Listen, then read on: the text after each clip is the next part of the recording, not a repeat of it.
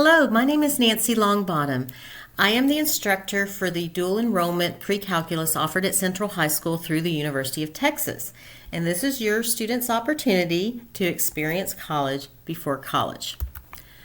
Now, what is this program? Well, University of Texas calls their dual program OnRamps. And that is because they see this as ramping students up to be better prepared for college. So they are giving high school students an opportunity to have the same courses that freshmen on their campus take, experience their exams, their homework, their projects, to help them build and prepare for college success. So it also helps them with the technology tools they experience in college, so we have that learning opportunity, and you have the opportunity to earn 3 hours of college credit from the University of Texas that is guaranteed to transfer to any state institution. Now, this program is not dual credit, it is dual enrollment. Now, what does that mean? Dual credit programs, which we're currently offering some through Tarrant County College, have the same high school and college grade. So the grade you see in home access is the same as their college grade. And one teacher acts as both the college professor and the high school teacher. Dual enrollment, it is a separate high school and college grade. Now, University of Texas believes this gives a more authentic college experience because they know most high schoolers aren't quite ready for University of Texas rigor, and this allows them that opportunity to experience by separating the grades. So we're going to talk a little more about the grading system in a minute. Your student has a direct relationship with their college professor. They have issues, concerns about their college grade. It is the student's responsibility to email the professor and ask about it. I am still facilitating the program, but I do not know their absolute college grade. That is private by FERPA. So the high school grade in home access is the high school grade. Now, the reason they're offering it this way is they want to increase success from high school to college. Currently in Texas, only 15.9% of high school graduates complete a 4-year degree in 5 years. Now, to be fair, that does include those that choose not to go to college. And while I don't have Keller ISD's number, I do know it's much higher. But why is this happening? So, University of Texas has found the biggest problem is the shock of the college grading policy. That high schoolers come into college with a mindset that their college grade is like their high school grade.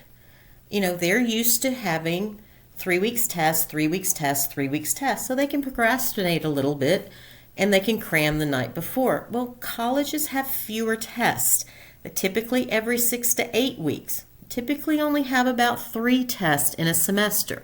Now, this course has 3 in the fall and 4 in the spring. But so they have to learn to study as you go. The other issues are the test is 90% of the grade and there's no retakes. It also, and I don't have this on the slide, tend to be more results only, where high school tests, retakes are allowed, and they often get partial credit, which is rare in college tests. So high schoolers come in with this mindset that the college tests are the way they are, and they get caught off guard. What this program allows us to do is give them that college experience in the high school classroom. This course, they can experience that college grading system and have their high school grade protected because their college grade only counts for about 35% of their high school grade. That is the main reason for the separate enrollment. Because to be honest, throughout every high school in this state, in this program, most high schoolers bomb the first test. Now, I can tell you they are improving with each test, and they do have one replacement policy to replace the midterm with their lowest test grade in the fall. So there is one little save in this program for that, and I'm very proud of the fact that my classes have been improving their class averages on the university test with each test. So it really is teaching these students what they need to do to prepare for college. Another thing it's teaching them is completing all assignments is a requirement to earn college credit. Quizzes are not part of the college grade. but they are a requirement for credit. So how do I make sure they take all the quizzes? Well, I'm making them part of the high school grade, but they're starting to see that value and how linked those quizzes are to prepare for those more rigorous results-only tests. Now, for those that do qualify for college credit, this is really unique about this program over other dual programs. They have at the end of the course, this year that date is May 16th, to accept or reject their college credit. They don't like their grade, they can make it go away and pretend it never happened. If they do like their grade, they can possibly transfer the credit with the grade, or they can transfer credit only. Now, if your student is planning on attending University of Texas, they do have to take the credit with the grade, and it will start their UT GPA. However, most universities throughout the state are like North Texas, that will only accept credit from other institutions. So if you're planning on going to North Texas, Texas Tech, or some other school, it's okay to actually have a C in this course because that GPA is not going to transfer, because those universities will only accept credit. So it'll just save you money in a core course you need to take. Now, Texas A&M is one of those hybrid systems. You have to ask each individual department. One school within the bigger university will accept only credit. Others will accept the credit and grades. So students really have to do their own research as to where they want to transfer the grade. But what if my student doesn't earn the college grade? Is it still valuable? Absolutely, because they are learning the habits they need to succeed in college. We already talked about the less frequency of the test. It forces them to learn to study over a period of time. I give test reviews out a little more than a week in advance, and I instruct them to study a little bit each night over a week. We expect about 5 to 6 hours for each university test and study time. So that really can't be done in one sitting. They need to break that up into small groups, and our test reviews are broken up into categories so they can do that. High school students are often hesitant to ask questions, but to be successful in college, you have to be a more independent learner. You have to be more proactive in asking questions. And this has a learning style called inquiry-based learning, which really drives that home and makes that a strong habit for these students. They have to learn to do homework, whether or not it's for a grade. And then there's a concept of missing class. If you're attendance challenged, I would not recommend this class. But if you're not attendance challenged and you might miss a class because you're sick, the typical high schooler will wait till the next class and then ask what they did. Well, they're already 2 days behind. What they should be doing, what they could be doing, is going online to find out what they did, calling their friends and ask for notes, knowing what they missed and being prepared for that next class even though they missed it. Now, if a student comes and asks me the next day, what did we do on Monday? I'll still provide them the information, but not before I ask them, did you talk to your friends? Did you go to Canvas? Could you have asked for this material knowing you were be gone before you left? So we work on these habits throughout the whole class. Another thing, this course asks you to justify things, not just show your work. So we're working deeper into the concepts, which I believe will help as you move on to calculus. So let me talk about inquiry-based learning. The focus is a more deeper understanding of concepts, not your drill and kill practice of notes. We talk about the real-world applications. The real-world applications of this course are fantastic and so relevant. We discuss these in class. So there's a lot of class discussion, a lot of group learning. Now, I am walking around. They are expected to ask questions and think for themselves first, but I am redirecting them if I see a group getting off course. And at the end of the class, we have a bigger group discussion to make sure everyone understands that concepts.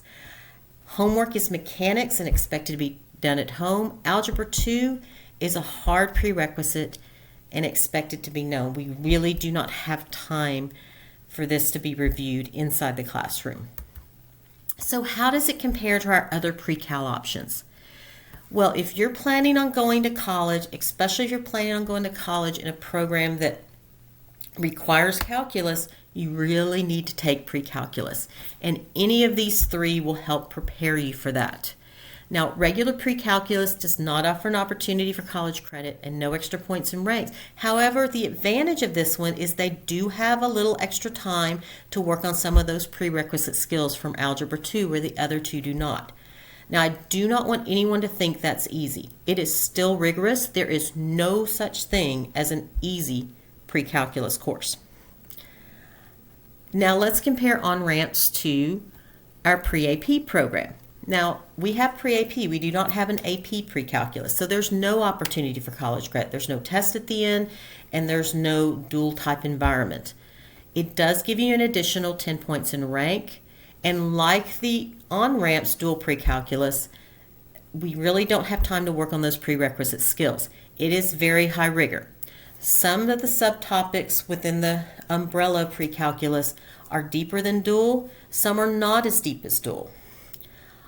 But it does not expose students to that college grading policy. It's still a 3-week test, 3-week test. Now the test questions are harder, more comparable to the ones we have, but it's still that 3 weeks test pattern. Now, you may be concerned about, wow, yeah, I'd really like to do this, but that not getting the points for rank is kind of killing me.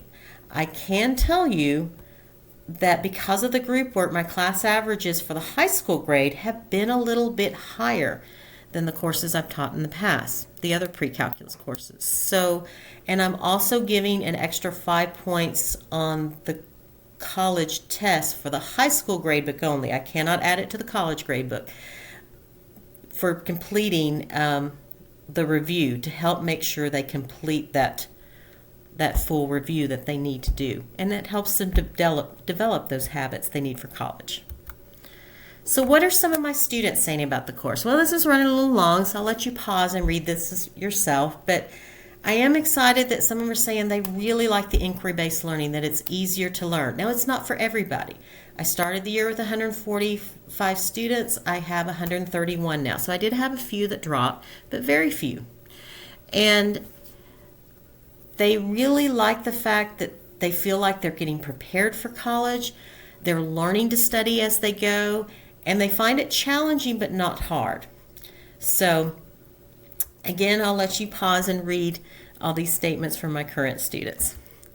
So how much does it cost? I know how parents really want to know this part.